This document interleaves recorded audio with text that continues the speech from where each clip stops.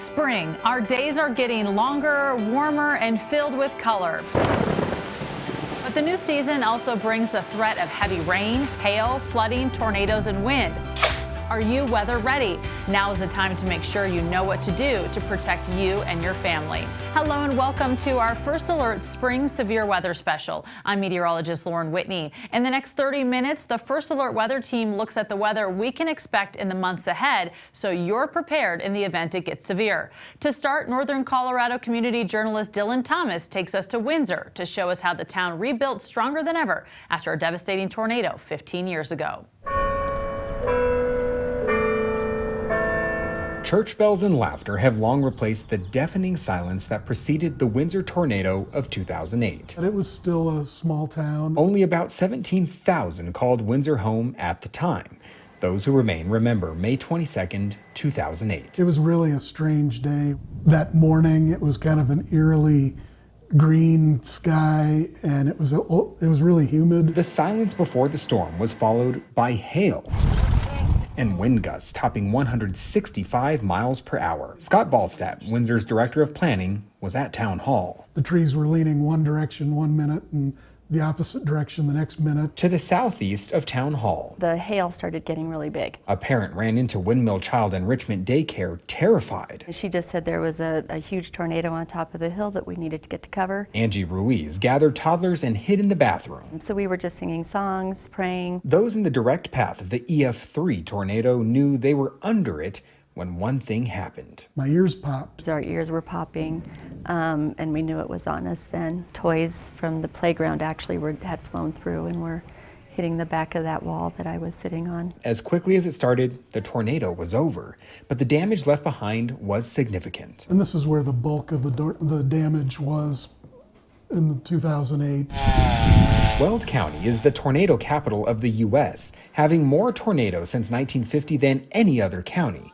But one this close to I-25, one that traveled southeast to northwest, that was rare. I saw a lot of people come together after that. Within a half an hour or an hour after the storm blowing through, people were out in the street clearing streets for emergency vehicles. When adversity struck, we rose to the occasion. Not only did the town unite, but it grew. And so a lot of this that you see has been built since the tornado. Since that time, residential development hasn't slowed down, it's only increased. New homes, businesses, and even schools have since been built along the very path the tornado once traveled. There are a few silver linings to the tornado. I believe that this building, Town Hall, was restored to its 100-year-old glory. Windmill Daycare, now ABC, has been rebuilt. So too has the historic Windsor Mill. And now it's one of the most productive properties in all of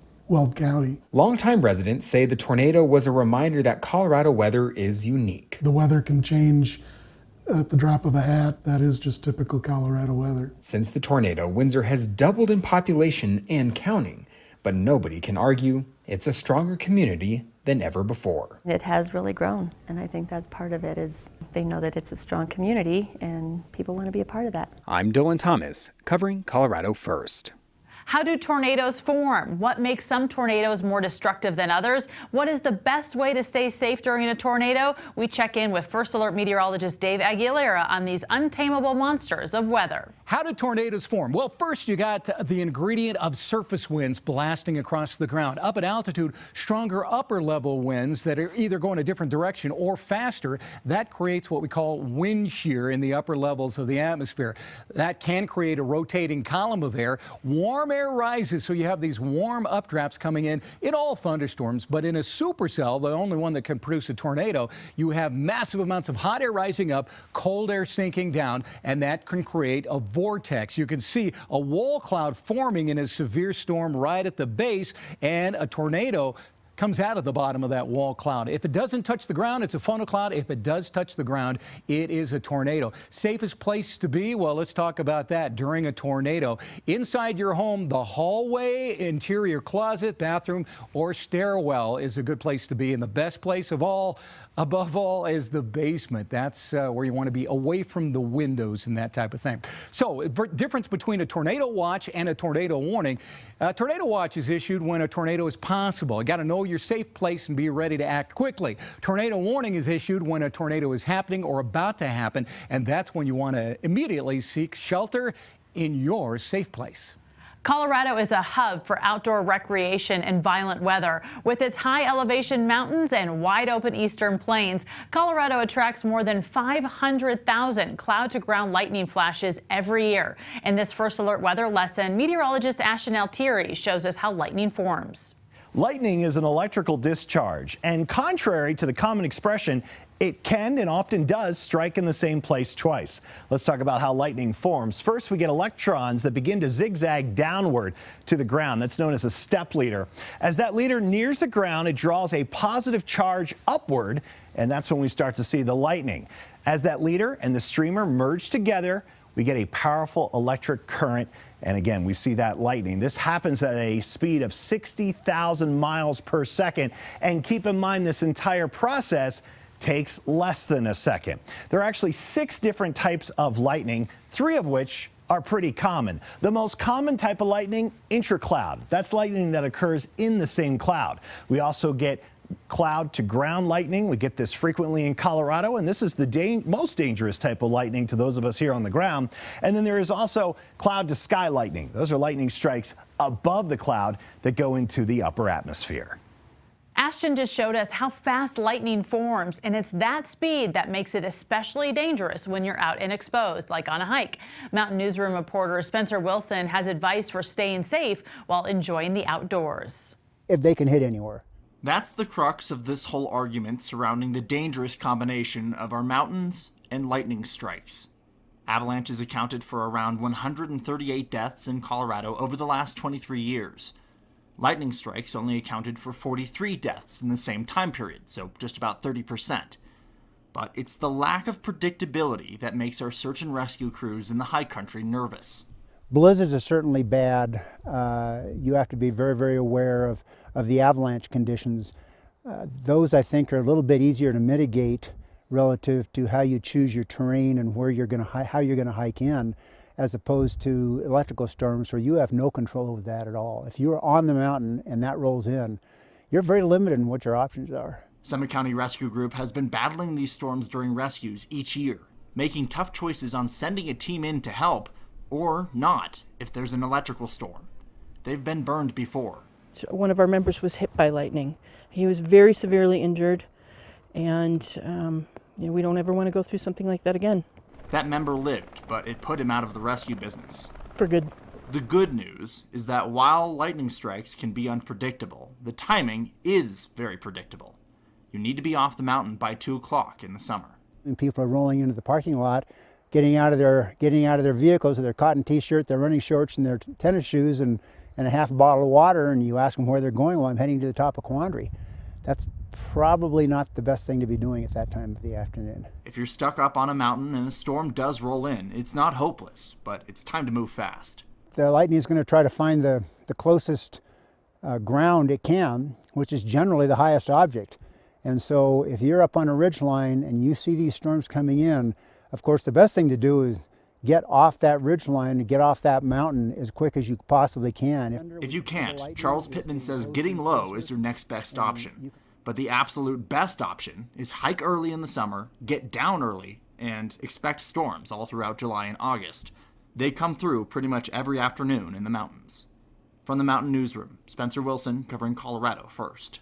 In May of 2017, a monster hailstorm pounded the Front Range. It looked like a winter snowstorm, but it also caused more than $2 billion in damage. Coming up, an insurance expert has advice ahead of the next storm. Welcome back. While we talk a lot about storms producing tornadoes, did you also know they can produce microbursts, which can be just as damaging as a tornado?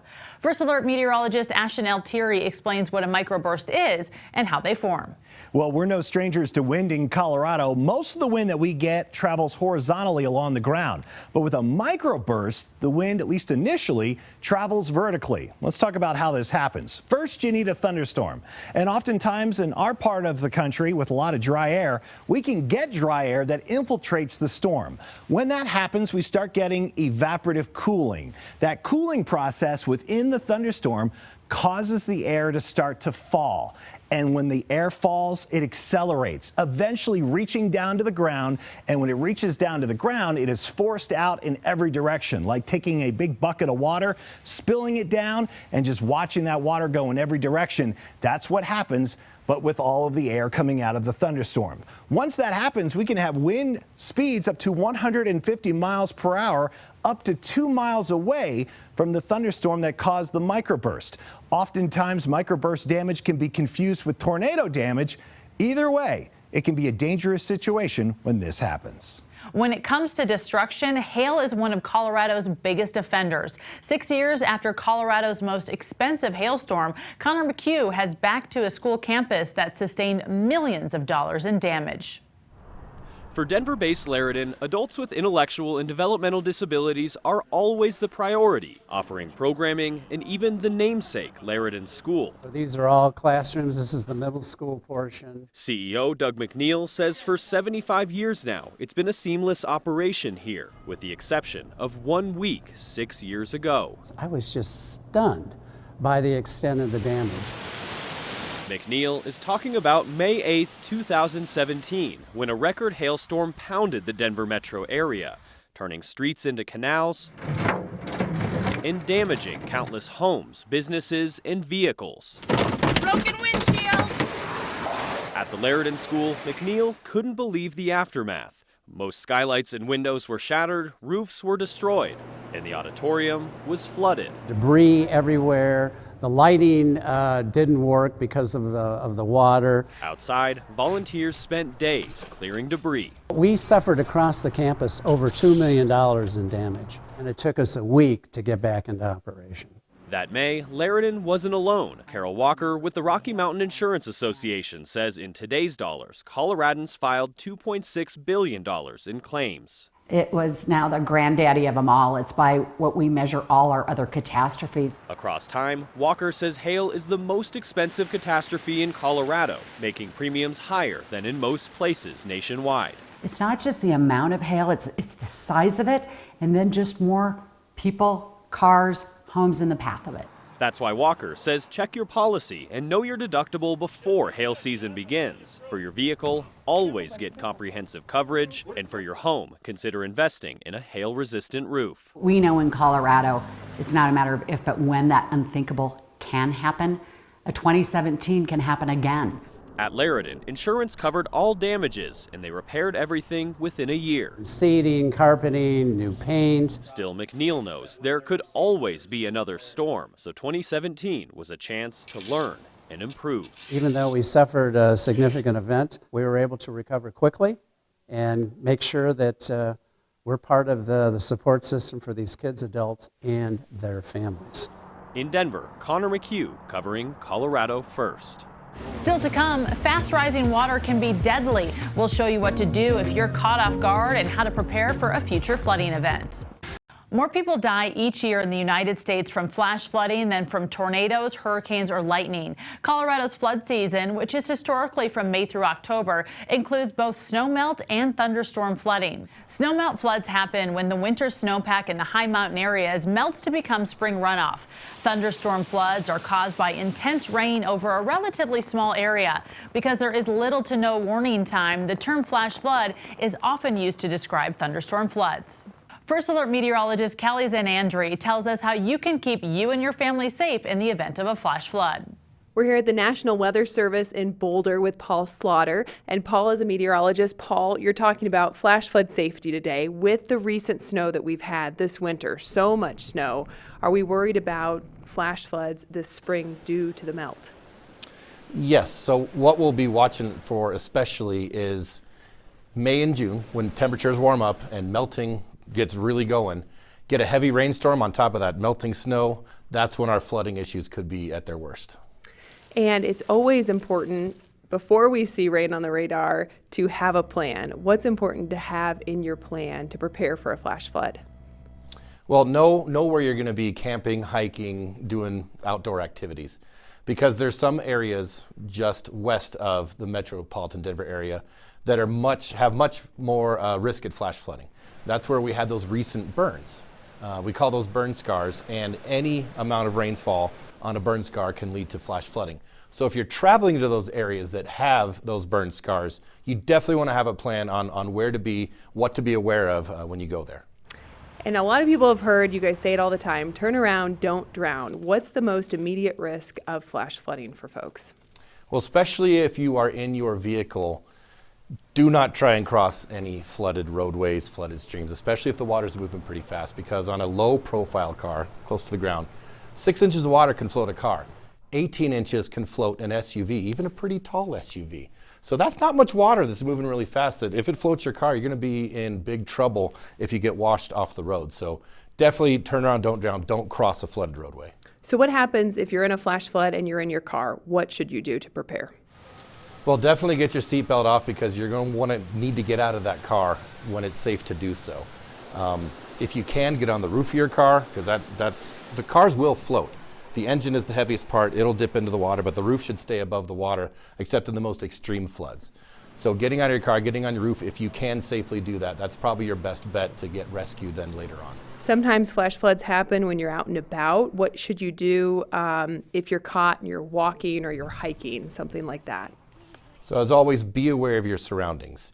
Even if the creek bed looks dry at the time, flood and debris can easily wash down, even if it's not raining at your location. So just be aware. If you're hiking in a dry creek bed, if you're hiking near a creek, make sure you have a plan to get to higher ground.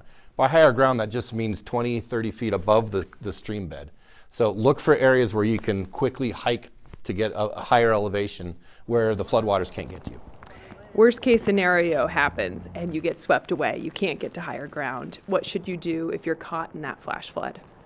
Well, have your feet pointed downstream if it's starting to carry you away, because who knows, there's logs, there's rocks, there's a lot of debris in that stream, and you want to protect your head as best as possible. So if you're heading downstream, legs out in front of you, it'll be the easiest way to get rescued. Hopefully you can swim your way to shore. Don't try and swim upriver. Try and just swim at an angle and get to the shore as quickly as you can. But especially if it's flowing really fast, make sure your feet are pointed downstream. It's also important for folks to know the difference between the various alerts. Tell me about some of the alerts they might receive on their phones, see on TV. Tell me about some of those. Yeah, flash flood warnings do get sent to your cell phone. They're called wireless emergency alerts. And we will issue those anytime that flash flooding is expected to occur soon or is ongoing.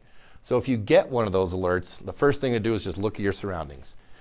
Is there floodwaters around? Are you near a stream bed? Are you in a canyon? Where are you exactly? And then after that, figure out where you might go if you have to climb to safety in a hurry. If you're in your car, make sure you're not crossing any flooded roadways. Bottom line, we need to take flash floods seriously, so always have a plan in place beforehand. Thank you so much, Paul, for your time. We'll be right back after this break. We hope you've learned a lot from this spring severe weather special. You can find all of our First Alert weather lessons online at cbscolorado.com. As always, one of the best ways to stay prepared as severe weather approaches is to know that it is coming. It's important to have multiple ways to receive alerts in case you're without power or your device is dead. A free and easy option is the CBS News Colorado app. You'll receive all the important weather notifications right in the palm of your hand. The First Alert weather team wishes you a safe severe weather season. Thanks for joining us for our First Alert severe weather special.